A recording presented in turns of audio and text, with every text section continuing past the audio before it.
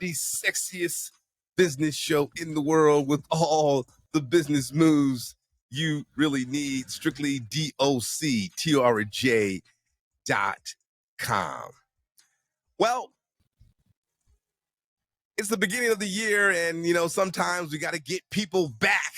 They're in such high demand.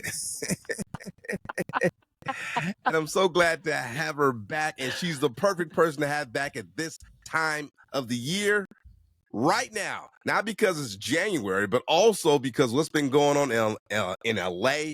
It's real estate expert, the lovely Lori Alvarez. Happy New Year, friend. How have you been doing? Happy New Year. I am just phenomenal in the midst of everything else that's happening to just start our new year off, right? I'm glad you made time for us. I know you've been busy. It's a busy time. If you haven't been on the planet or stuck on Gilligan's Island, there are fires in LA that are finally getting under control, but a lot of people got a lot of damage. I mean, I didn't know, Lori, you have been in real estate for a long time. You're not just you just come lately. Did you ever think in Malibu that flames could jump over PCH and burn down houses literally on the beach, like 50 yards from the ocean? Did you ever think you'd see such a thing? No.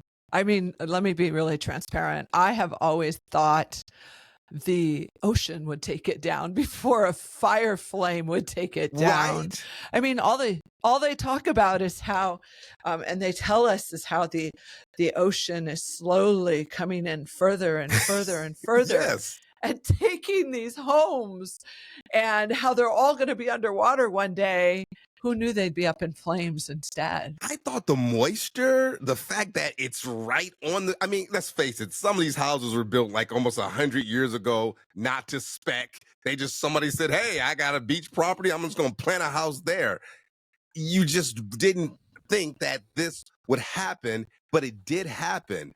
So, and a lot of places burned down there. So let's tackle that. The only saving grace about this is that PCH, we had those Pepperdine students, my alma mater, got killed because there's a lot of sidewalks on PCH in Malibu. So they had the plan that they were going to redo some things anyway. You got plenty of room to put sidewalks now, all right, and start rebuilding. Yeah. So let's start there. Malibu property on the beach. Can those houses be rebuilt? And would you want them to be rebuilt? And is there going to be a challenge because building codes have changed since those houses were built? So give me your overall take on that. Yeah, there's a lot there, Dr. J. And the reality is, I'm sure we're not going to have challenges with rebuilding in the area. We are going to have challenges with how they're rebuilt and what's happening, right? Mm-hmm. I just told you, I was just on the podcast. And the one thing that we're talking about is permits, home rebuilding permits, building permits are at their highest than it's ever been recently. So it's very interesting. And the government is going to have to keep up with that demand in order to get these properties built. And so what does that mean? They're going to have to probably loosen up those parameters. Oh, really? Okay. All right. So, I mean, wouldn't that make sense to you? Yes, it would, because you want that property. Listen, that's high income real estate out there. That real estate is not cheap. Okay, but let me ask you a few fun questions. So say my house burned down on Malibu there, okay, and I don't want to rebuild. Do you rebuild first and then sell the property, or do you just sell the lot? How would you do that? How much money do you want? I want the value. I guess how much? Okay, let me ask a better question. Is it better financially to build first then sell, or just sell the property? That's better, right? I mean, obviously, anything with structure on it is going to be more valuable than just a piece of land. Yes. So that's going to be a number one. That rebuild just comes down to, can you afford to rebuild it or not? Do you have the time to rebuild it or not, because it's not going to be a quick process. It's going to be a slow, painful, long process. So do they how does that work? Is it just the first person to get the money and get the contractor out, or do they try to do two at a time or one at a time? Or I really don't. I've been asking myself these questions. I know. I have plenty of clients who are asking those questions. I do have one client who personally lost their home in the Altadena fires. It was a home that he inherited from mom and dad, and his home is gone. It's gone. And the family that was living there was a rental family, and they've been displaced. And so he just provided the necessary means to relocate them. And now he's asking those same questions. How do I get this rebuilt quickly? And it comes down to your insurance company. You could potentially seek to have an independent insurance adjuster come out and look at that property, make their suggestions, and you could start moving forward. But the reality is you can only go as fast as the government allows for. And this just popped up in my head. And what about boundaries there? Okay, because let's face it. You know how you have this my property or this your property?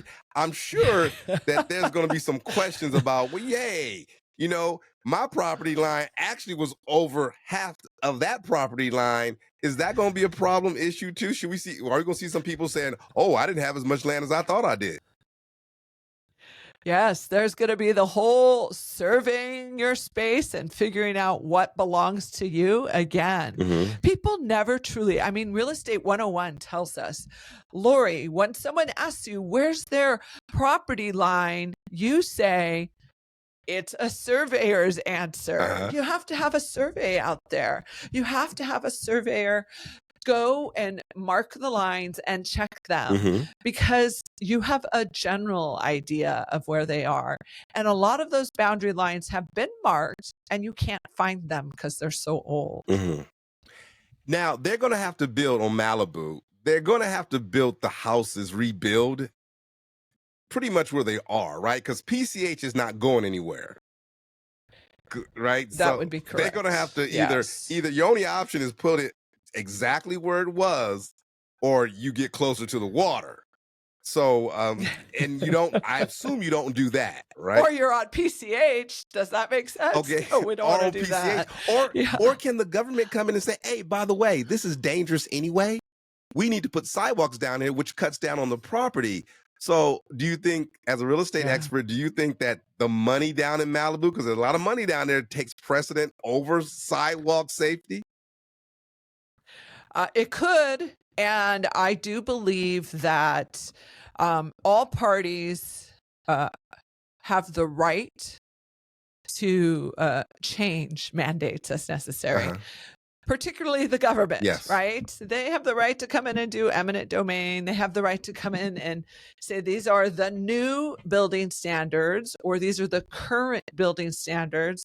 And so even though you had a pre-existing condition that is now gone, likely they're going to require that you're going to have to meet those new building standards. Okay, for people who don't live out here, we have Malibu Beach, which when you're driving up PCH, you can't see the beach, opposed to Long Beach, where if you drive up Ocean Boulevard going to Belmont Shore, you have a nice view of the beach. There's not a lot of property blocking it. Could the city or the government or the state come in and say, you know what, that's enough of these houses blocking the view. We're not going to put that many there anymore and start spacing them out a little more? Could they do that and just blow everybody's party? That's so funny that you asked that question. I'm sure they could. And here's the reality. I was just thinking this the other day. I was walking up this little street, and I was over in Oregon, visiting in Oregon, and in Roseburg, to be specific. And I was looking around, and I was like, man, if I was the government that reigned in Roseburg, right? Reigned, I say. I don't think that I would allow for that to look that way. Okay. Right? Yeah. Does the government really take the aesthetics into consideration when they're building? I don't think that they care whether it looks fashionably pretty. I think they care about whether it's safe. And I do hope that they would take it into consideration that, you could be taking away some other person's view. I mean, that's a disclosure in real estate. Views change because people come along and build homes, or trees grow, or erect buildings that will violate your views when you purchased your property. So you just want to watch that. I'm betting they're going to find out a lot of those houses were never built to code. No. A lot of those houses, because they look crazy anyway, right? And you could drive down Malibu. Those houses are really close together. They go straight up. I'm almost betting we're going to find out, you know what? Survey the land, probably say, you know what? This isn't safe in the first place. A house should have never been built here. And I think some people, it's going to be interesting, are going to be really surprised when the government comes in and said, yeah, I know that was your home and your spot, but, we can't do that anymore. The jig's up on you guys. Yeah. Because that private beach they have in Malibu, which really shouldn't be private, right? Beaches are state property. Why is this a private beach where celebrities dwell? So a lot going on there. Yes. Things are going to change. It's just, we're going to see a huge change. I am excited to see what's rebuilt. On the other end of the spectrum, I just think, because I just recently was doing a lot of research on the mansion tax. Yes. And how it had impacted our ultra luxury market.